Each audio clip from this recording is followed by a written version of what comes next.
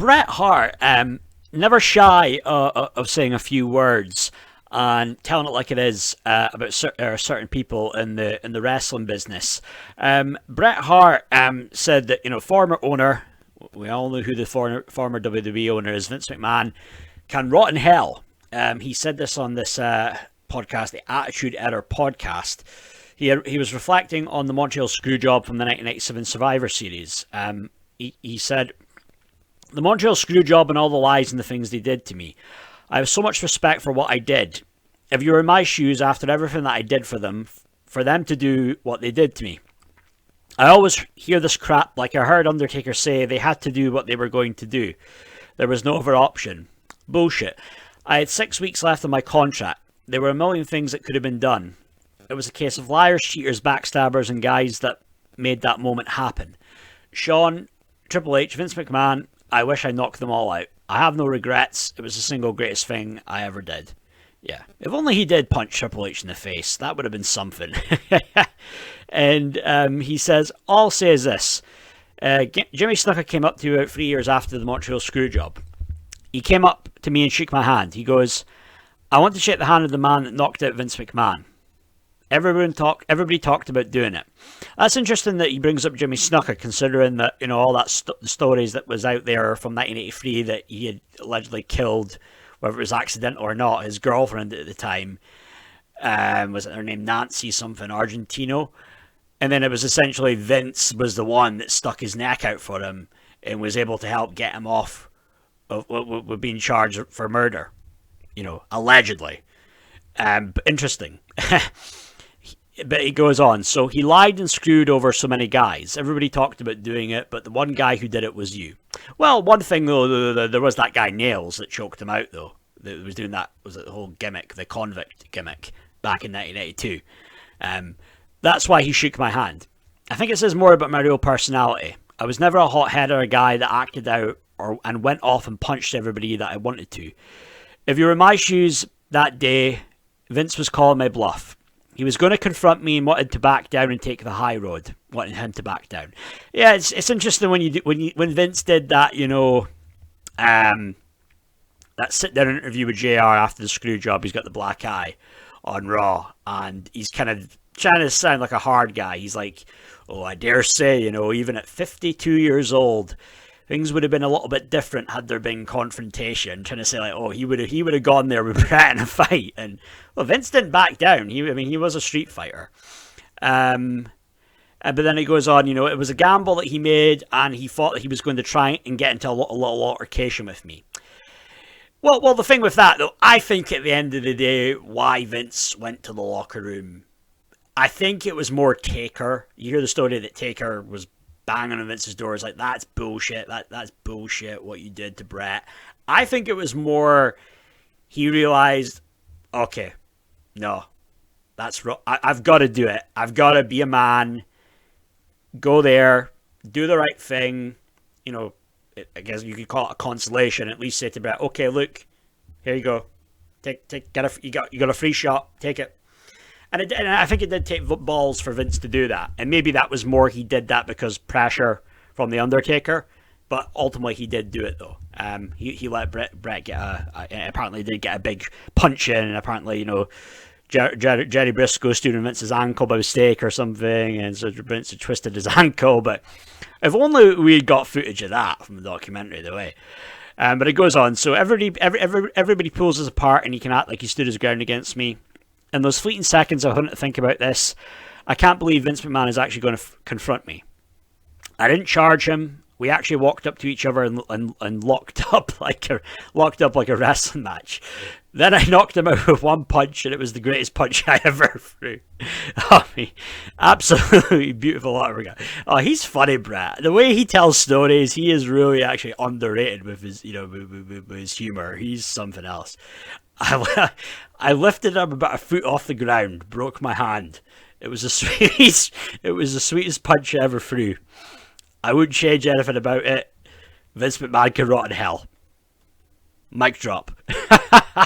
Oh, Bret. Something about Bret that I like. And I think, he seems like quite a good guy who's got character. And he just tells it like it is. He just doesn't, like, he speaks his mind. I mean, it's refreshing to hear people actually speak their mind and not hold back on how they think and feel about a certain situation or certain people. So I admire that out of Bret Hart. There is sometimes when I hear Bret bash people and I do think, is it necessary to do that? And sometimes with the stuff with Goldberg, the whole thing about always knocking Goldberg in an interview, I'm kind of like, come on, you should let that shit go now. But then there's a lot of times where I think, you know what, he just likes to tell it like it is, and he's not going to sugarcoat things. And it's pretty. Some of the stuff that he says though, and like when he tells stories, it's he's quite a funny guy actually. But with this stuff with the screw job, right? So he was kind of almost like he was saying about having a go at Taker, about they did what they had to do. But then interestingly though, because it was Undertaker that thought it was bullshit and kind of at the time had Bret's back.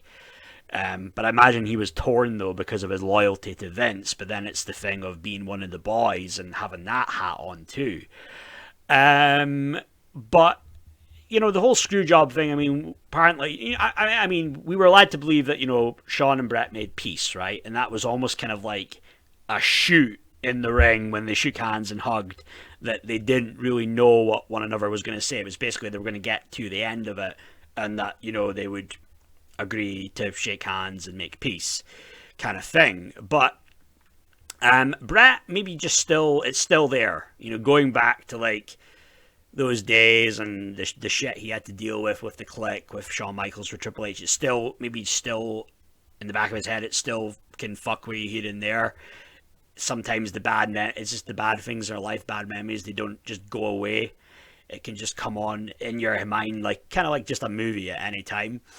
But with Bret though, he was he did another one of these things that they go around like the UK, do the inside the ropes. The guy Kenny Macintosh, fellow Scot Kenny Macintosh, and Bret was speaking about Triple H and Shawn Michaels, and you've got here, I hope things happen to them. He said, I hope shit things happen to them with Bret and Triple H and Shawn. I still find it quite a refreshing way that's just an honest take that you have. That's how you feel towards your enemies. It's like, yeah, I can respect that because he's just being upfront about it, about how he actually thinks and feels. That's why I like Bret. Bret's not a bullshitter. He's like very much what you see is what you get. And I like that about people.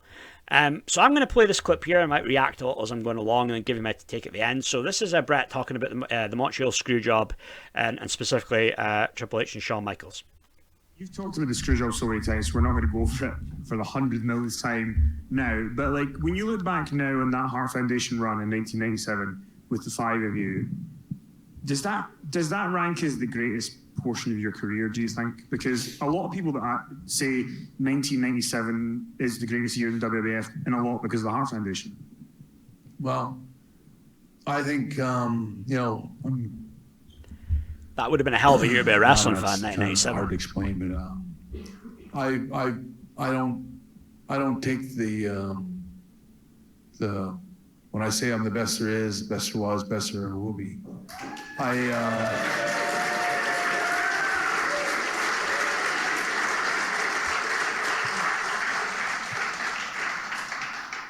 Without being arrogant, I believed it then, and I believe it now, and certainly one of the best. And I think when I got signed to that contract, and when Triple H and Shawn basically me over because I was making more money than them, that's all it was. Is people who were jealous. Well, it boiled down to envy and jealousy. Just pure, straight backstabbing. Indeed. Bad intent. They were people, and I hope things happen to them. But I love this guy. This guy is awesome. I wanted so hard to deliver, and wanted to give Vince, like they're paying me. I'm the highest paid guy in the company, and I'm guessing Bret won't get a call back anytime soon to. Which wasn't that huge. They paid more Mike Tyson for 5 minutes of refereeing on the floor with Steve Austin. They probably did. They paid him so much more than they ever paid me for all the years I worked for them. Like I was the highest paid wrestler in the company at that time, and I worked 15 years to get there. He was getting paid around 400, 500 grand a year. Money that Warrior and Hogan and some of these other guys made, but I wanted to give Vince the best matches of my career. If you look at from the time I signed, I brought Survivor Series, which I think was a great match with Steve Austin. I wrestled Sid, where I lost the title to him. Did I wrestle somebody in a paper in your house? I'm not sure it was Shawn. The four-way with you and Vader and Austin and Undertaker. That one was a great match. I mean, it was, people loved that Four. match. The WrestleMania 13 was a 5-star, maybe the greatest match of my career. The double turn. The In Your House pay-per-view with Stampede Week, great pay-per-view. I fought Patriot somewhere. That wasn't maybe the greatest match of all time, but if you understood how injured and badly, I loved the Patriot, the guy that was the wrestler. I can't remember his name at the top of my head. Yeah, he was a really good Kurt guy. Angle's music, that Patriot. Made all his money and made his career in Japan wrestling. He was a retired football player, but by the time he got to me, he was like, everything hurt. He was barely taped together. And I remember he was so fragile. Like if he gave you a clothesline, his arm would fall off. And I remember it was really, I remember saying, no, we'll take it really easy. I look at those matches, the one with the Patriot, I think I wrestled on Monday Night Raw and I wrestled on a pay-per-view in your house. They're great matches. And no animals were harmed in any of those movies. Even the matches with Patriot, storyteller. if you understood how limited he was as a wrestler with his injuries and the fact that he had a mask which had no expression, like he couldn't tell if he was, like when you were beating on him, he didn't look like he was in pain. He didn't last long though, that Patriot character. Being in a mask, you don't get the reactions. But didn't really fit with the action there. And then I had the SummerSlam match with Undertaker, which I thought was one of the best of my career. And then we go to Survivor Series and the Screwjob, and even that was as good a match. It was going to be as good a match as that Shawn and me had at the Iron Man match. The truth is about the Screwjob, not that I won't go into all that because we all know enough about it, but the match that me and Shawn worked out, we had 15 minutes fighting on the floor. And then once we got in the ring, the bell started, and then we had like a 35-minute match, epic match planned out. It was going to be such a great match. And we had so much tension. It was building so beautiful. When Earl Hebner screwed us and they did that whole screw job thing, it kind of broke my heart that they all over we had a great movie planned for everybody. It was a great match. And I totally worked with Shawn in that match. I was totally professional with him. And, it was just, no one remembers the match. Happened, and that was all just Triple the H, ending. I think that was the driving force of the screw job. But it was so unnecessary. It was not the way to go. He was the brains not the way to behind treat it. a guy that worked 14 years for WWE and gave him the best matches of his career. And who was Triple H to do that to me and my career and my family and I always sneaky guy, man. I've always known that they were totally wrong. And, it's a shame that what was lost on that. Like, I think if you look at the matches that would have come out of Bret Hart for the next 2 or 3 years or 4 years after that would have been the best of my career. And that that could have been the case if he had stayed around and been there and around going into 1998 and WWF still probably would have had a place, I imagine. But yeah, I mean, it's always interesting to hear Bret, very candid. I think the stuff. It's interesting, the whole thing about the screw job, because him talking about it's going to be a great match, but then I know with Shawn Michaels, Shawn knew what was going to go down that day. I know Shawn said in Confidential before, well, that day it was never about the match. Couldn't remember the match, if it was any good, and it wasn't really that good of a match. They had a pretty decent match. Maybe it was one of those kind of slow burner matches, the Iron Man match at WrestleMania 12. But the Survivor Series match, it was, in the end of the day, it's infamous, it is an infamous, the ending, specifically. But I mean, it's interesting, with Bret saying about that, he would have had some of the best matches of his career if he'd stayed in WWF. it's possible, but then I don't know. Sometimes in life, there's maybe just it's a thing. It's destiny, that ultimately that what happened needed to happen in order for wrestling to evolve, to get to that next level. And then when the screw job happened, and then a result of that, Vince McMahon turns heel. Shawn Michaels has his back injury. He's away out of the picture after he drops the belt to Austin. And then all of a sudden things have changed with Attitude. And then it becomes Austin. He's the main guy. And about a year and a half later, Rock, it becomes the main man. And it was like, when you think back now, all that stuff needed to happen. Because then what came out of that? The two biggest names, arguably the two biggest names, probably are the two biggest names in the industry, The Rock and Austin. And that was it. It was magic then. And these were still good times because, again, 1987 was, you had WCW at its very best, you had ECW at its very best, and you had WWF that was on the come-up, getting better. So that would have been a hell of a time to be watching all three products. I mean, it would have been a really cool time to have been a fan back then. And yeah, Bret had a great year in 1997. The heel work, the whole thing of being, a face in Canada, in Europe, but then being a heel and being very anti-America was good. He was good with his heel promos. And yeah, it was a hell of a year. Just a shame that it kind of shadowed over everything in the end, what happened. But I can understand what Bret's saying, that, Triple H probably was the driving force. He said it in the doc. He said it before, and I can't remember what it was. It was one of the WWE documentaries talking about the screw job, and he said, in the meeting, he was like, "Oh, F that prick. We're going to do business for him." Meaning, let's screw him over, let's fuck him over. And it was all just Triple H, because of who his best pal was, Triple H. It wasn't like a best for business thing with Triple H. It was just Triple H is loyal to his guy Shawn Michaels. That's what it was really. And yeah, and Julie Hart, Bret's wife at the time, bitched him out backstage, and he was kind of, "Oh, I swear to God, I didn't know anything." That tells everything there about the character guy.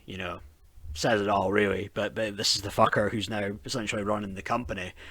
It's like, gee, man, who would have thought? Who'd have thought all those years prior, But, yeah, I think it's that thing with Bret. Maybe he has, he forgave Shawn, he forgave Hunter, but you can forgive, but you can, never forget, And I think Bret, it's kind of maybe Bret's got a similar mentality to The Rock, hence why Rock didn't even have Shawn Michaels and, his Young Rock sitcom after all the shit. Let's be honest, he bullied him and he treated him like crap. In the early stages of his career, did Shawn with Rock. That Bret knows that these guys haven't really changed, I don't think these fuckers have changed. I think they've just learned to hide their ways, their true ways, because they know they can't get away with it now. It's a different stage in life now. They have to hide their true nature. And yeah, I feel that way personally. And I think at the end of the day, they might have their power now, and with Triple H might be the Paul Levesque era.